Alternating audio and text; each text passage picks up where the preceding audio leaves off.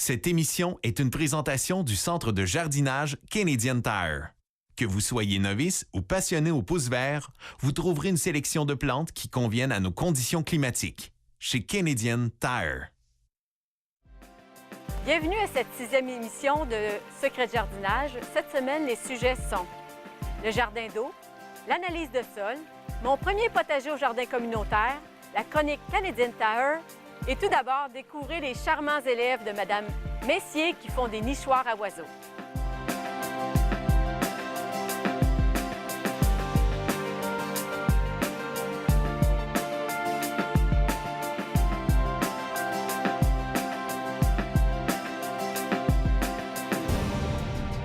Quand on jardine, on est en contact avec la nature, dont les oiseaux. Certains attirent les oiseaux dans leur jardin à l'aide de nichoirs. Aujourd'hui, nous sommes dans la classe de Mme Messier de l'École L'eau vive à Victoriaville. Les 3e années ont travaillé sur un projet de construction de nichoirs. Bonjour, Mme Messier. Bonjour, Guylaine. Alors, parlez-nous de votre beau projet. Comment est venue l'idée de faire un projet de nichoir pour les oiseaux? Alors, on était parti pour jardiner au jardin communautaire et puis on cherchait un projet pour donner du temps, finalement, au jardin. Et puis, on nous a proposé que ce serait intéressant de faire des nichoirs. On a pris l'idée et puis, d'autant plus qu'avec la revue Nature sauvage, on avait observé qu'il y avait beaucoup d'espèces d'oiseaux qui étaient en déclin présentement au Québec. Donc, beaucoup d'espèces d'oiseaux que leur population diminue. Au doux printemps, saison bénie, tout reprend vie et nature s'en réjouit. Au doux printemps, au doux... Quand on coupe les arbres, il y a le nid tombe, puis les œufs se cassent, puis là, il n'y a plus d'oisillons. Puis dans les champs, on met beaucoup de produits chimiques. Puis là, après, il y a des bébites qui vont manger sur les légumes, les produits chimiques, et en même temps, puis là, après, les oiseaux mangent les produits chimiques qui sortent dans les corps des bébites. Puis les oisillons aussi, ils mangent à cause que la maman va les donner aux oisillons. Que des fois, c'est la maman qui meurt, puis là, les bébés, ils meurent de faim, ils meurent. Étant donné qu'on est dans un contexte scolaire, il fallait que je vois au projet, mais il fallait aussi que je vois des notions pédagogiques à mettre en place là, avec les élèves. Donc, ils ont eu à faire d'abord une fiche. On s'est questionné, là, qu'est-ce qui se passe, pourquoi les oiseaux déclinent, qu'est-ce qui se passe dans notre environnement qui fait qu'ils déclinent. Ensuite, ils ont tous pris, pour exemple, un oiseau et ils devaient faire une fiche. Sur cette fiche-là, il nous parlait de l'oiseau, donc il nous identifiait l'oiseau, il nous parlait de l'habitat, de l'alimentation. Et puis, à partir de ça, là, il devait faire un modelage. Je pense que vous avez consulté un expert du nichoir. Oui, on a eu la chance. En fait, c'est un monsieur qui vient de Warwick. Il se nomme Donald Perrault. Puis, monsieur Perrault construit des nichoirs. Et il en vend aussi. Et puis, il avait toute l'expertise à nous donner. Donc, il nous a fourni un modèle, qui est celui-ci, avec toutes les caractéristiques dont on avait besoin pour faire un bon modèle de nichoir. Parce que ce qu'il faut savoir, c'est qu'il y a beaucoup de nichoirs qui se vendent dans les magasins présentement puis qui ne correspondent pas du tout à ce qu'on doit considérer chez les oiseaux. Par exemple, le trou, juste le trou ici, pour rentrer à l'intérieur du nichoir, s'il est un peu trop gros, il y a des oiseaux nuisibles qui peuvent aller, des oiseaux nuisibles, des oiseaux qui détruisent les nids des autres, finalement, qui vont aller tuer les rondelles qu'on aimerait voir nicher, par exemple. Donc, ici, la façade, c'est important qu'elle ait une dimension de 3,8 cm exactement pour pouvoir attirer les oiseaux qu'on souhaite.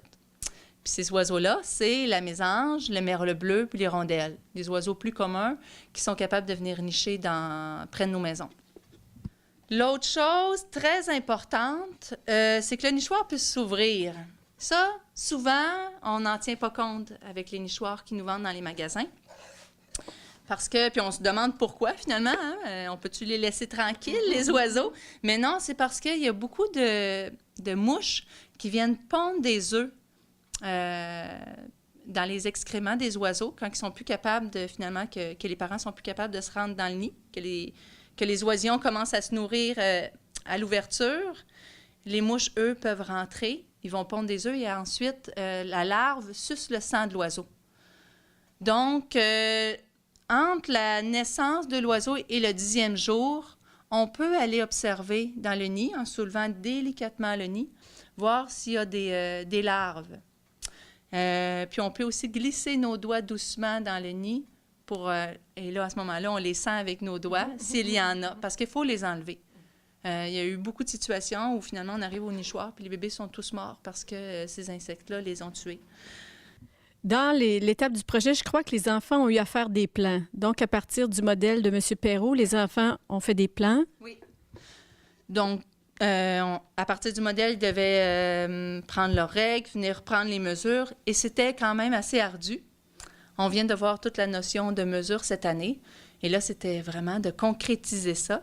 Explique-nous comment vous avez fait pour prendre vos mesures, puis partir du nichoir, puis le mettre sur une feuille de papier. Dans le fond, on prenait notre règle en bois, puis il fallait mesurer comme il faut le trou, puis mettre ça sur un grand carton rouge. Et pour avoir des angles droits, on prenait des feuilles comme ça, puis on les mettait de même pour avoir des angles droits. Monsieur Yves, parent d'élèves, quelle a été votre implication dans le projet de construction de nichoirs? Bien, mon projet a été de tout préparer le matériel pour les enfants, le bois et tout. Alors, ça a pris quand même beaucoup de temps. Puis surtout que le toit, j'ai conçu le toit de monocoque pour être sûr que la pluie ne pénètre pas à l'intérieur du nichoir. Ça, c'est très important d'avoir ça. Ça, c'est primordial pour moi. Puis par expérience de M. Perrault, il m'a conseillé de faire ça comme ça aussi. Alors, mon implication est à ce niveau-là. Puis je vois qu'il y a un angle ici, là, dans la pièce. À quoi ça sert? La langue ou le crochet, vous voulez parler? Je vous parle du crochet. Le crochet, ça, c'est pour permettre au nichoir d'ouvrir du côté, pour avoir accès au nid en tout temps. Donc, dans la préparation des nichoirs, vous avez eu à installer les crochets pour tout le groupe? Tout, percer les trous, mettre les crochets, couper les angles dans les morceaux, tout ce qu'il faut, quoi. Et nos joyeux bricoleurs rassemblent aujourd'hui. Oui, les joyeux bricoleurs rassemblent aujourd'hui. Ils sont très excités. Ils sont en effervescence. Merci, M. Yves. De rien.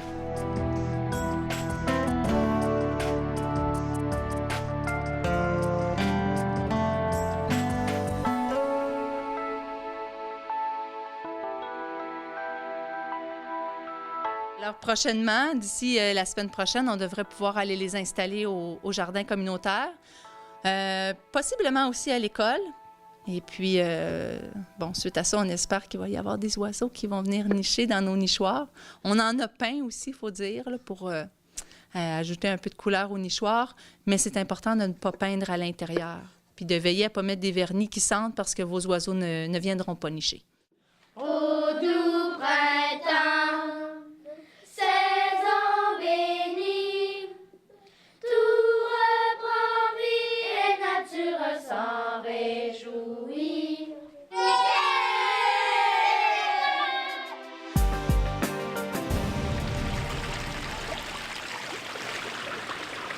Dans plusieurs jardins, on entend le doux glou-glou d'une fontaine ou d'une cascade.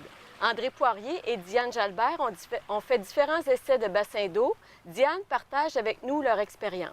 Bonjour, Diane. Bonjour, Guylaine. Alors, on va commencer par les choses à ne pas faire. Ça fait une quinzaine d'années que vous avez un bassin. Alors, quels ont été vos premiers essais? Ça a été un bassin prémoulé, puis il n'était pas tellement grand, il y avait 150 gallons. Puis on ajoutait toujours des produits, puis ça ne marchait pas. Il y avait toujours des choses qui ne marchaient pas. L'eau restait pas belle. C'est ça, on avait de la misère avec notre eau. Les plantes, c'était pas terrible, là. Puis c'était important pour vous de garder des poissons, puis ils étaient malheureux dans le bassin moulé. Oui, on a perdu plusieurs poissons aussi. Alors, le deuxième essai, là, comment vous vous y êtes pris? Bon, bien là, on a décidé de creuser.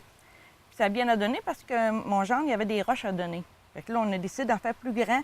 On a fait 6 par 9, à 2 pieds de profondeur. Fait que là, c'est André qui a creusé ça. Fait que, qu'est-ce qui est arrivé? Il a fait différents niveaux. Au début, c'était ça. Il fallait faire différents niveaux pour mettre des plantes de bordure. Comme on voit, là, il y a des plantes de bordure. Puis un profond pour les poissons. 2 pieds minimum. Puis, André a fait une construction en aluminium Oui. parce qu'il a ce talent-là. Oui. Il travaillait dans les bateaux Prince Craft aussi. Donc, il a fait c'était comme moulé, mais moulé en aluminium. Bien, pas moulé, mais construit en aluminium. Oui. Après, les accessoires, ça prend une toile spéciale. C'est ça, une toile, je ne me souviens pas l'épaisseur de la toile, là, puis du géotextile. OK. Donc, une toile imperméable et un géotextile. Deux couches de géotextile, un en dessous de la toile, puis un par-dessus OK. la toile. Puis, au niveau des équipements, là, après, ça prend La pompe. même des pompes. Une pompe, Une pompe, oui. oui, pour faire circuler l'eau. C'est ça, pour faire circuler l'eau. On voit, elle est justement dans le bassin, là. Puis c'est ça, avec un filtre, parce qu'il faut filtrer l'eau aussi. OK. Puis, au niveau des plantes que vous avez choisies, Mais là, j'étais dans les livres, puis j'allais dans les centres jardins, puis ça s'est accumulé au fil des années. OK. Alors, Oui. nommez-nous-les. On a le nénuphar, qui est la plante vedette. Là, il n'y en a pas en fleurs présentement, mais on a trois variétés. On a le blanc, on a le rose et le rouge attraction. OK. J'ai trois. Mais il faut dire qu'une fleur, c'est spectaculaire, mais ça dure 3 jours. OK. La 4e journée, elle s'en va dans le fond, puis c'est fini. OK. Est-ce qu'il faut les ramasser? Non, Non. on le ramasse à l'automne quand on fait le ménage. OK. Nommez-moi les autres. Vous en avez 4 ou 5 variétés. On voit les grands fouets avec un épi mauve, là. C'est les Pontederi cordata. Fait que ça aide. Les poissons se cachent là-dedans, se promènent. Ça ombrage le bassin aussi. Est-ce qu'elles fleurissent tout l'été ou ils ont une période déterminée? C'est quasiment fini la floraison. On en voit une, là, parce que j'en avais plusieurs à un moment donné. Les papyrus, est-ce que c'est ça le nom? Oui, là, on va aller dans les plantes tropicales. OK. C'est ça, le papyrus, qu'il faut que je rentre au mois de septembre. Fin septembre, je rentre ça dans un bac. Et puis, c'est ça, ça fleurit pas tellement. Ensuite, j'ai l'autre, la petite fleur blanche, là, en étoile. Là. Oui, magnifique. C'est le dichromena. Est-ce qu'elle est vivace ou vous devez la rentrer? Elle est tropicale. Oui. Puis j'ai acheté un canna aussi. On le voit pratiquement pas. Il est là-bas, il est orangé, là. Puis lui, il va passer l'hiver dans le bassin? Non, lui, il faut rentrer. Rentrer. Ces 3 plantes-là, on va les rentrer. OK. Dans un bac avec de l'eau, là. Vos jacinthes d'eau, bien... Les jacinthes d'eau, ils sont quasiment finis, là. Ils n'ont pas fleuri. Parce qu'il faut dire que ça prend au moins 6 heures d'ensoleillement pour les plantes qui fleurissent aussi. Hein. On a le matin jusqu'à 2 heures de l'après-midi, on a du soleil. OK. Alors, parlez-nous de la gestion du bassin. Là. La pompe, est-ce qu'elle est actionnée tout le temps ou si vous avez une minuterie dessus? On a une minuterie. On l'arrête à 7 heures le soir, elle repart à 7 heures le matin. Donc, pas besoin que l'eau coule Non. en autant que la fraîcheur de la nuit ne corrompt pas l'eau. C'est ça, c'est ça. Puis au niveau de l'hivernement, quand c'est le temps de fermer le bassin, c'est quoi les étapes que vous devez faire? Bon, mais on coupe tout le feuillage des plantes. Il faut tout enlever ça parce qu'il ne faut pas qu'il y ait de débris qui aillent dans le fond, vu que les poissons passent l'hiver là. Puis même autour, je fais le ménage partout. Ensuite, j'installe des piquettes, puis j'installe ma toile. Oh, OK. Une toile, un filet. Il est à large maille parce que j'ai un érable. Fait que les feuilles tomberaient dedans. Puis ensuite, je mets un autre filet par-dessus à petite maille. Puis quand la neige commence à tomber, il faut que j'enlève le filet à petite maille parce que là, la neige s'accumule. Puis ça va jusqu'au mois d'octobre. OK. Alors, vos poissons, est-ce que vous les rentrez à l'intérieur ou s'ils passent l'hiver dehors? On les a rentrés longtemps, mais c'était de l'ouvrage. Rentrer ça au mois d'octobre, les ressortir au mois de mai, c'était long. Alors, votre truc magique pour les garder l'hiver, qu'est-ce que c'est? C'est une pompe à air qui part de la remise, puis on fait un bouillonnement. Puis aussi, on a un beigne chauffant. Fait qu'au milieu, là, l'eau ne gèle pas. On peut voir les poissons tout l'hiver. Là, ils s'en vont dans un coin. Des fois, on voit juste la queue, mais on sait qu'ils sont vivants, là. Et vous n'avez même pas besoin de les nourrir, là? Ils vont... Non. À minute, au mois d'octobre, à minute que l'eau refroidit, on arrête de les nourrir. Oui. Puis, on met surtout pas de toile par-dessus le beigne. Jamais. Sinon, on a de la soupe aux poissons au printemps. C'est ça. Eh bien, c'est un beau tour d'horizon. Merci beaucoup, Diane. Oui, merci, ça me fait plaisir.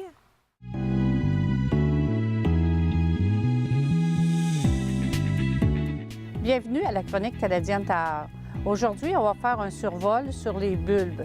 Il existe les bulles d'été, c'est celles qu'on plante au printemps pour avoir des beaux potées fleuris ou les mettre en pleine terre, c'est celles qu'on coupe à l'été pour se faire des bouquets à l'intérieur. Il existe aussi des bulbes vivaces comme l'iris, comme la pivoine, c'est celles qu'on reste en terre année après année. Il y a aussi les bulbes printanières qu'on appelle, c'est celles qu'on doit transplanter à l'automne. Ce sont les tulipes, ce sont les jonquilles, les narcisses. À partir de ces bulbes-là, on peut faire aussi des bulbes forcés à l'intérieur pour avoir des potées fleuries en soit février, mars ou avril, selon le temps de refroidissement qu'on donnera à nos bulbes. La technique pour bien réussir des bulbes forcés, c'est d'avoir un contenant qui est 2 fois la hauteur du bulbe pour avoir au moins de la terre 2 à 3 fois la hauteur du bulbe. Il faut prendre un temps de noirceur à nos bulbes, ça veut dire que c'est entre 8 et 10 semaines qu'on doit les mettre à la noirceur et au froid. On doit aussi utiliser un terreau qui est riche en humus, mais qui laisse bien passer l'air à nos bulbes. Cette façon-là, c'est que ça nous permet d'avoir des potées fleuries pour Pâques, pour la fête des mères, à l'intérieur. Je vous souhaite une belle expérience dans vos potées fleuries et n'hésitez pas à venir nous demander conseil.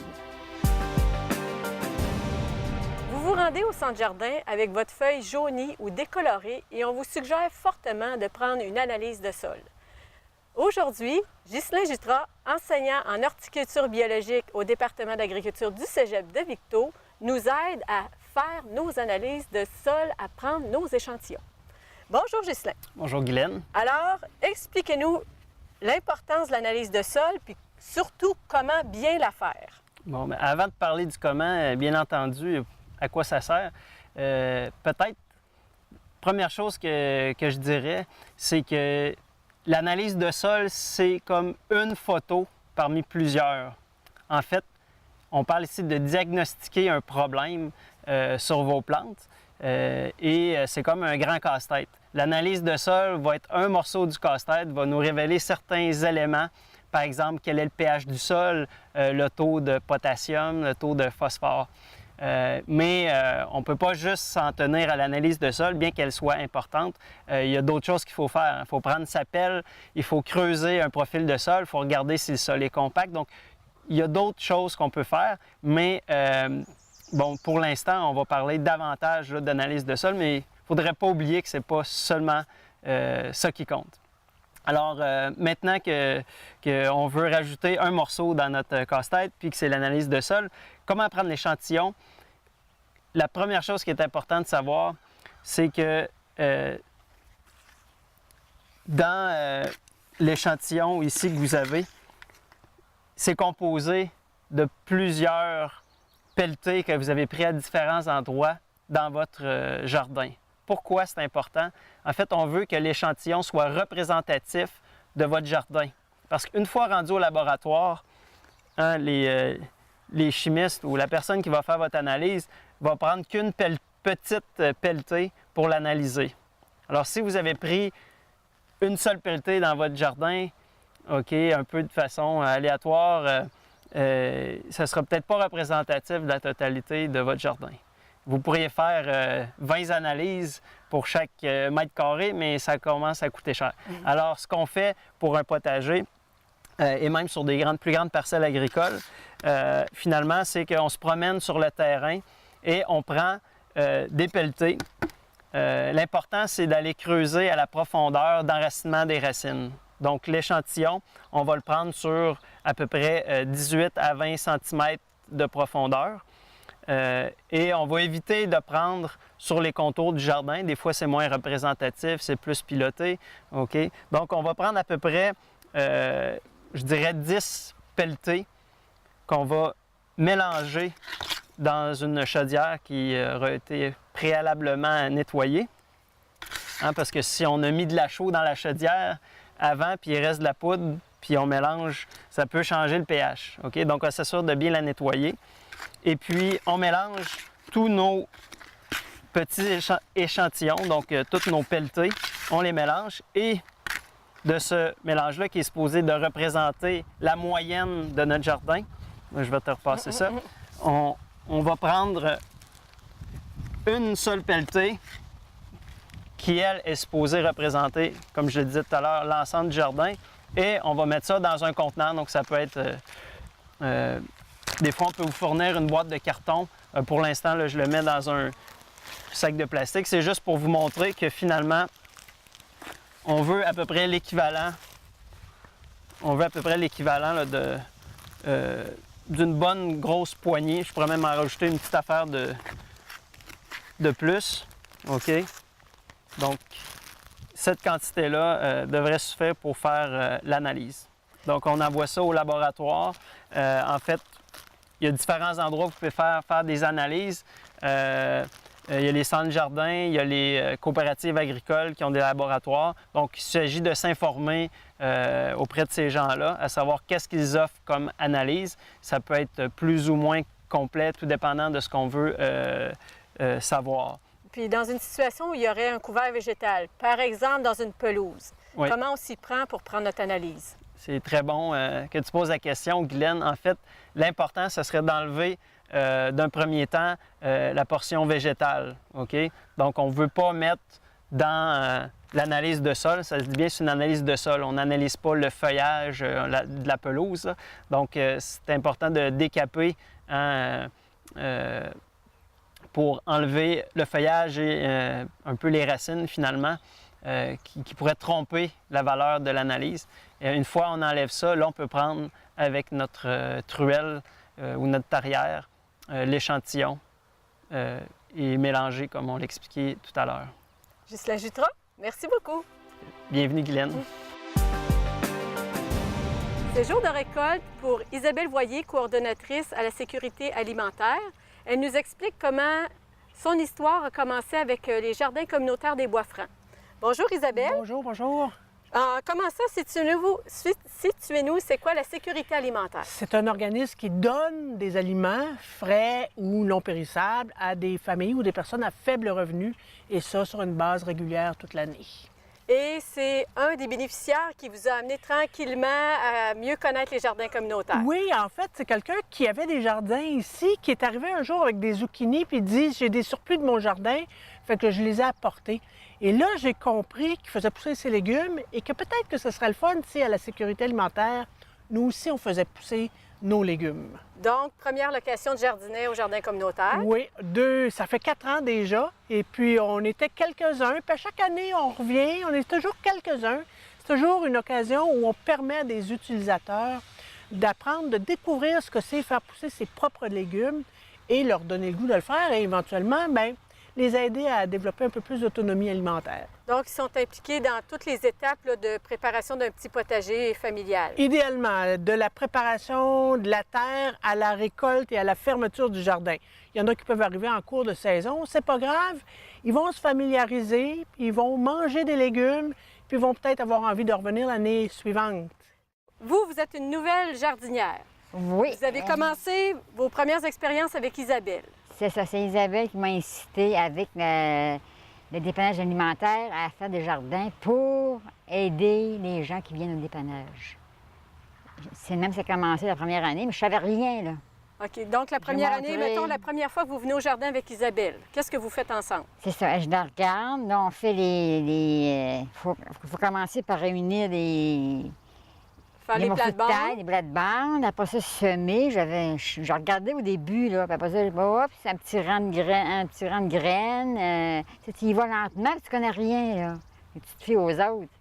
Puis en fin de compte, avec le temps, cette année, j'ai tout fait moi-même.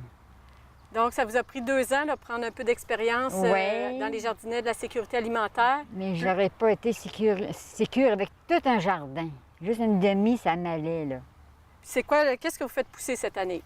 Il y a des haricots, des carottes, des navets, du panais, puis des betteraves. Alors, il paraît que vous avez, parmi ces légumes-là, un légume préféré, c'est lequel? C'est le panais. C'est le panais. Parce qu'il se trouve que en vente, c'est très cher et très peu de quantité dans le sac. Fait que quand on le sème nous autres mêmes, on est sûr d'en avoir, puis c'est frais. Ce que j'aime, c'est la fraîcheur. Tu te dis, tu as la fierté de dire, c'est moi qui ai cultivé, c'est moi, ça vient de moi, là. Tu as vraiment une fierté. Puis si quelqu'un vous écoutait puis hésitait, là, je sais pas, je suis pas sûre d'être capable, qu'est-ce que vous aimeriez leur dire? Là, je dirais de faire comme moi, de commencer avec des personnes qui connaissent ça, puis d'y aller étape par étape, puis d'apprendre sur le tas. Puis au jardin communautaire, avez-vous trouvé de l'aide justement pour vous aider à démêler les mauvaises herbes des légumes au début? Oui, bien, le truc, c'est d'attendre que ça pousse un peu. Tu sais, là, tu peux savoir si, oups, regarde, comme tu vois, là, tu sais que c'est la carotte, puis là, à côté, c'est une mauvaise herbe. Mais au début, tu touches à rien. C'est le secret. C'est le secret. Alors, quelqu'un qui voudrait commencer un jardin via la sécurité alimentaire, comment on Il me contacte. Même présentement, moi, je suis en période de recrutement, mais bon, on est en cours d'été. L'année prochaine, au printemps, moi, je vais mettre des affiches. On me contacte, puis moi, je prends leur nom. Puis à un moment donné, quand c'est la date de rentrer dans le jardin, on rentre, puis on prépare la terre, puis on commence à semer. C'est déjà fini pour aujourd'hui. Carole est une belle inspiration. La semaine prochaine, on mange des fleurs. Cette émission était une présentation du centre de jardinage Canadian Tire, où vous trouverez les outils pour transformer votre cour et votre jardin.